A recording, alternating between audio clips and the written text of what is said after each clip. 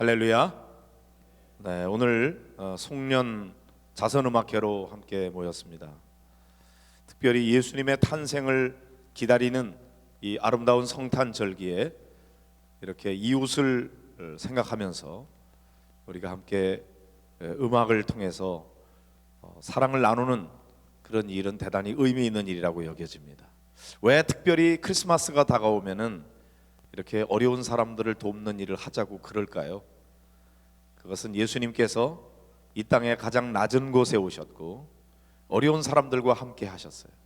많은 사람들이 외면했던 죄인이라고 여겨지는 그런 세리들과 함께 식사를 하셨고, 또 창녀들, 사람들이 인간 취급을 하지 않았던 그런 사람들을 인간적으로 존중해 주었습니다.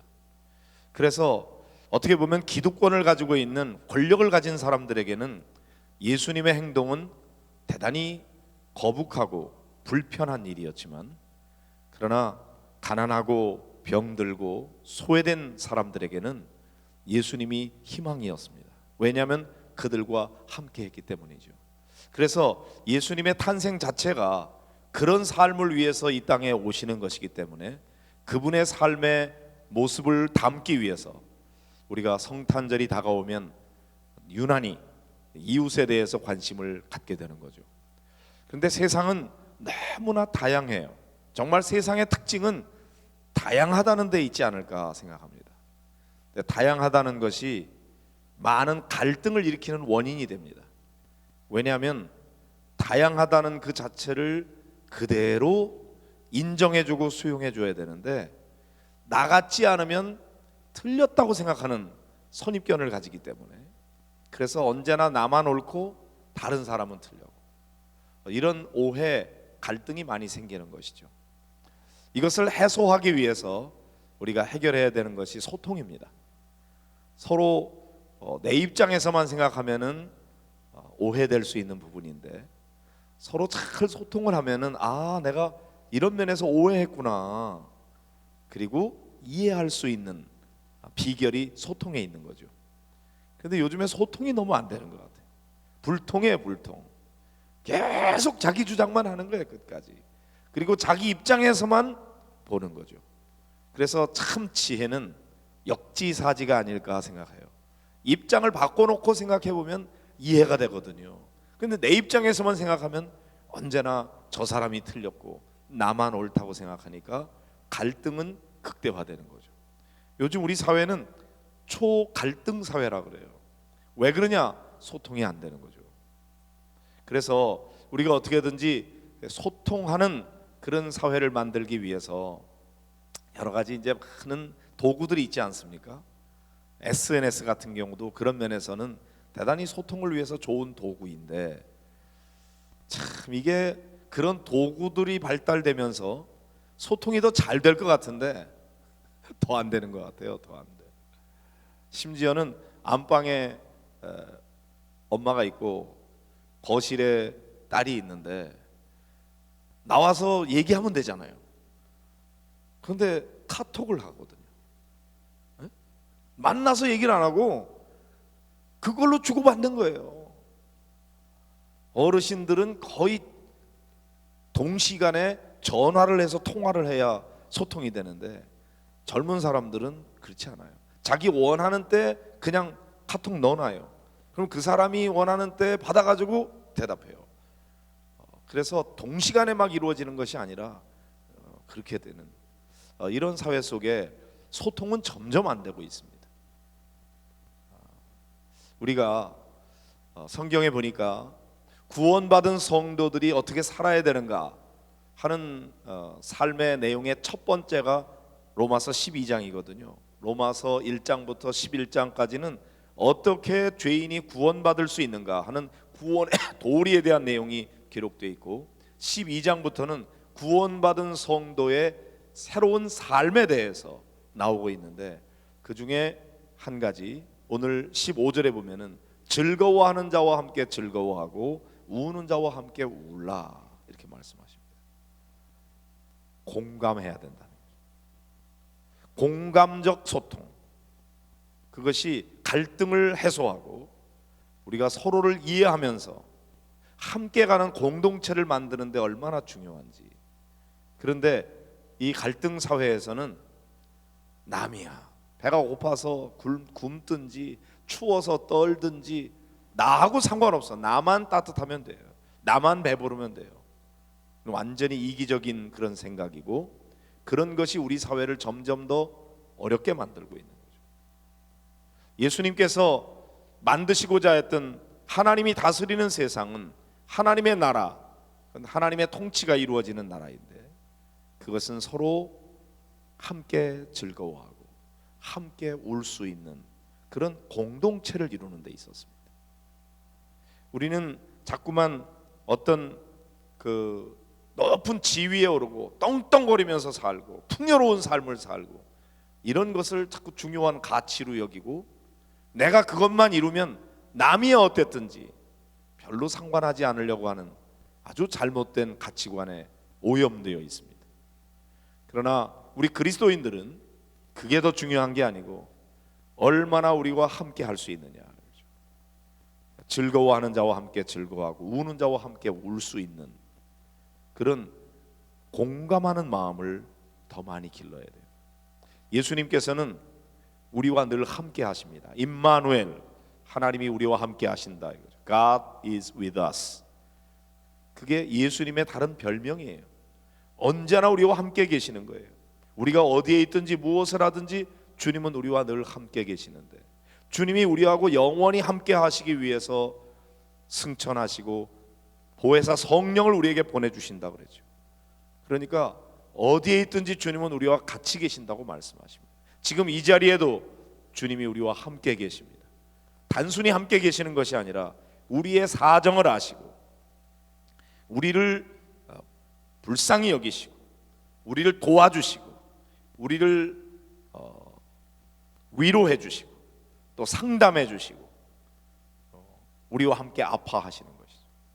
우리가 아파할 때 주님이 같이 아파하시고 우리가 즐거워할 때 우리와 함께 즐거워하시는, 그렇기 때문에 주님이 우리와 함께 계시다는 것이 위로가 되는 거죠. 주님은 우리 어느 누구보다도 더 많은 고난을 당해 보셨기에 고난당하는 자를 위로할 수 있습니다. 주님은 어느 누구보다도 더 많은 억울함을 당해 보셨기 때문에 억울한 자의 마음을 너무나 잘 아시고, 그래서 주님이 위로해 주시면 그것이 위로가 되는 것입니다. 왜? 주님은 내 마음을 아시거든요. 왜? 그분이 나보다 더 큰 슬픔을 당해 보셨고 더 많은 고통을 당해 보셨고 억울한 일을 당해 보셨고 그분이 십자가에 달려 죽기까지 하셨기 때문에, 그래서 예수님이 우리와 함께 계시면 그건 우리에게 위로가 되는 것입니다. 그래서 주님이 가장 위대한 능력은 공감 능력이 아닌가 하는 생각이 들어요. 주님은 우리를 너무나 잘 아십니다. 그래서 우리가 잘못할 때에도 주님은 우리의 연약함을 아시고 우리에게 위로해 주시면서 또다시 용기를 북돋아 주시고 잘해보라고 격려해 주시죠. 예수님을 닮아가는 우리들은 역시 예수님처럼 공감 능력을 길러야 되고 그걸 통해서 소통할 수 있는 능력을 키워야 된다고 그렇게 여겨집니다. 우는 자들 우리 주변에 많이 있습니다. 노숙하는 사람들, 굶주리고 있는 사람들, 질병으로 고통받고 있는 사람들, 장애를 입고 살아가고 있는 사람들, 자유 없이 그렇게 살아가고 있는 사람들이 많이 있습니다. 그들과 함께 공감하기 위해서 우리가 먼저 해야 되는 일은 그들에게 가까이 다가가는 것입니다. 우리가 엄청나게 뭐를 하지 않아도 우선 그들과 함께 하는 것입니다. 우리가 많은 것을 그들에게 도와주지 않는다고 할지라도 같이 있어주는 것만으로도 위로가 될 수가 있어요. 배고픈 사람에게는 이제 먹을 것도 줘야 되겠죠. 헐벗고 있는 사람에게는 따뜻하게 입을 수 있는 옷을 나눠줘야 되겠죠. 그런데 우선 함께 있는 것이 중요하고 그 다음에 공감하는 마음이 생기면 콩 한 쪽도 나눠 먹을 수 있는 마음이 생기는 거죠. 겉옷을 달라고 하는 자에게 속옷까지 나눠줄 수 있는 것은 계명이기 때문에 하는 것이 아니라 공감하는 마음이 있을 때 할 수 있는 것입니다. 그러므로 오늘 많이 힘들고 어려운 소외된 우리 이웃들을 위해서 송년 음악회를 연다 그럴 때 저는 우리의 마음속에 함께 울어줄 수 있는 마음을 달라고 기도하는 게 중요한 것 같아요. 얼마의 돈을 나누느냐 하는 것보다 얼마만큼 우리가 함께 공감하고 소통할 수 있는가, 그만큼 우리는 더 많은 것을 나눌 수가 있을 겁니다. 그 다음에 즐거워하는 자와 함께 즐거워하는 거죠.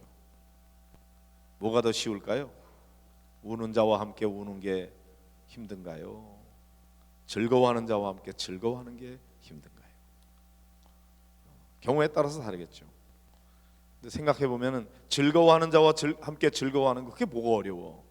같이 즐거워하는 자 같이 즐거워하면 되지. 쉬울 것 같은데, 나에게도 즐거움이 있을 때, 그 사람에게 즐거움이 있을 때 같이 즐거워하는 거는 쉬운데, 나는 너무나 슬퍼, 난 너무나 힘들어, 나는 죽겠어. 그런데 한 사람이 막 즐거워해. 근데 같이 즐거워할 수 있나요? 쉽지 않아요. 오히려 우는 자와 함께 우는 것은 동정심도 있고 그를 불쌍히 여기고 내가 도와주는 입장에서는 오히려 쉬울 수 있습니다.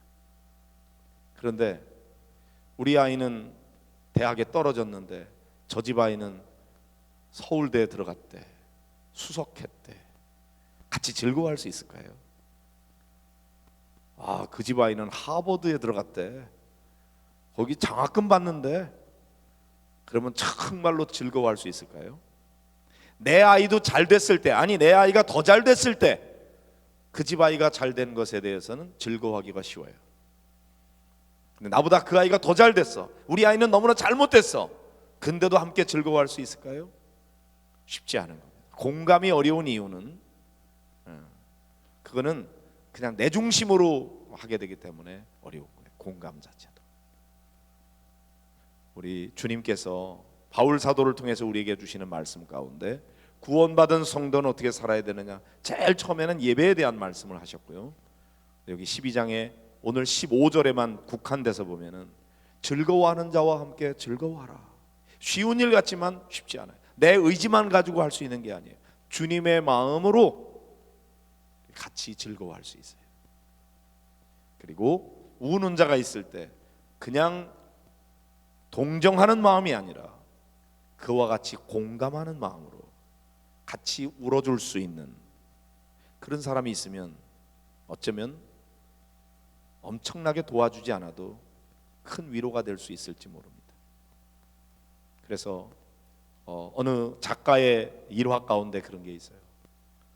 너무 배고프고 먹을 게 없어서 구걸을 하는데 마침 그 위대한 작가가 산책을 나왔다 그 사람 만났는데, 아니 호주머니를 아무리 뒤져도 빈손으로 온 거예요. 돈이 없어요. 그래서 그 사람의 손을 콱 붙들어 주면서 미안해요, 내가 지금 아무것도 가진 게 없네요.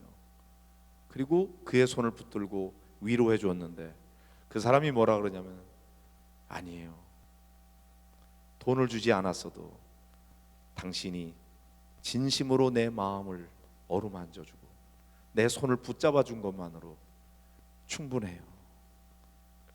우리가 생각할 때는 그 사람에게 빵 한 조각 주는 것이 중요하다고 생각하는데, 물론 중요하죠.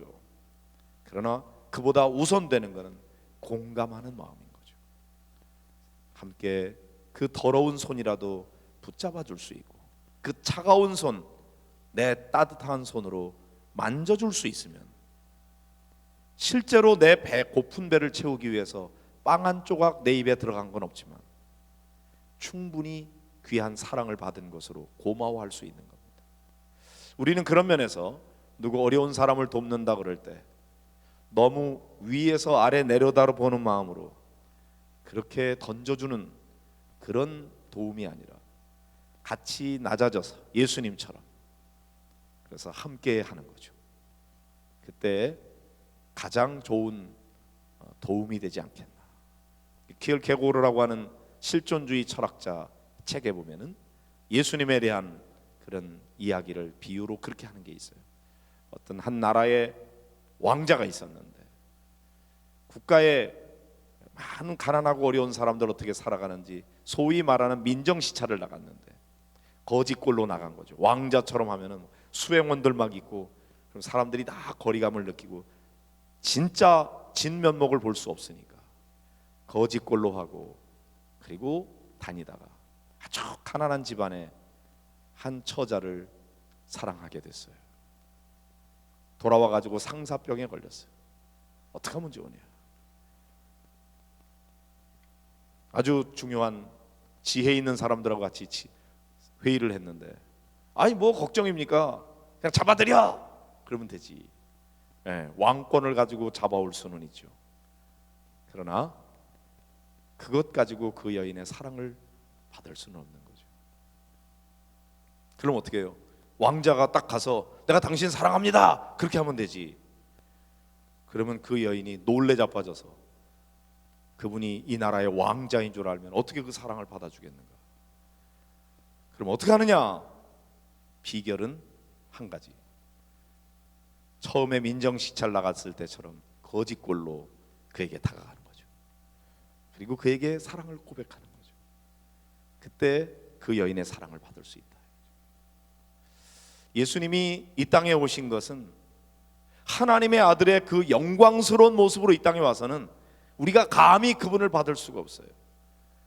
그러니까 감히 그분이 하나님의 아들이라는 사실을 알 수 없을 만큼 예수님은 가장 초라한 모습으로, 가장 보잘것없는 모습으로 저 마국간 말구유에 거기에 나셨습니다. 누구든지 가까이 갈 수 있도록 그렇게 낮아지셨죠.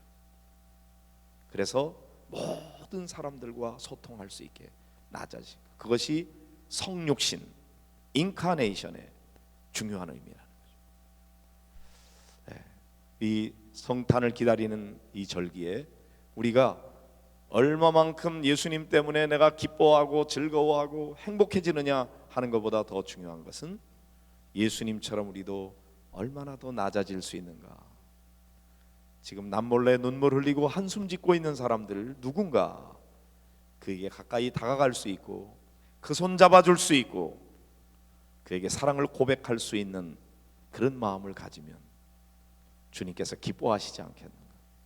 그런 사랑을 나눌 때 많은 사람에게 희망이 되지 않겠는가, 그런 생각을 하면서 오늘 음악회, 여러분 단순히 그냥 감상하는 시간이 아니라 어려운 사람들과 함께 공감하는 마음으로 여러분이 끝까지 같이 하시고, 여기 나와서 공연하는 모든 분들의 그 마음에 용기를 주고 함께하는 마음으로 여러분들이 같이 해주셔서 하나님께 영광이고 우리 모두에게 기쁨이 넘치는 그런 은혜의 시간 되기를 간절히 소원합니다.